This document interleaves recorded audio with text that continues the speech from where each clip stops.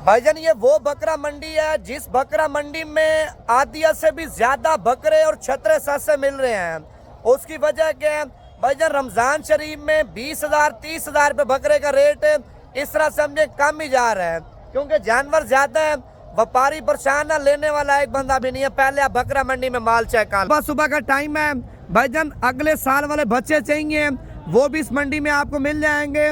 अगर इस साल वाले बड़े बकरे कुर्बानी वाले चाहिए वो भी इस बकरा मंडी में आपको मिल जाएंगे। भाईजान सबसे पहले वीडियो पसंद है लाइक कर लें और पेज को फॉलो कर लें, मजीद इससे भी अच्छे शौक आपको कराएंगे। भाईजान ये मंडी पीर वाले दिन लगती है। अगर आपने आना है इतवार की सुबह सुबह आप रवाना हो जाते हैं, नज़दीक शहर है भाईजान, 2-3 घंटे में पहुंच जाएंगे। तो इस मंडी की लोकेशन आपको बता दूंगा। अगर आपका दूर शहर है, लाहौर, गुजरांवाला, सियालकोट है, पिंडी, इस्लामाबाद है, रात के टाइम आप रवाना हो जाएं, सुबह सुबह के टाइम डेरा गाजी खाना आके कॉल करें और इस मंडी की आपको लोकेशन बता दूंगा।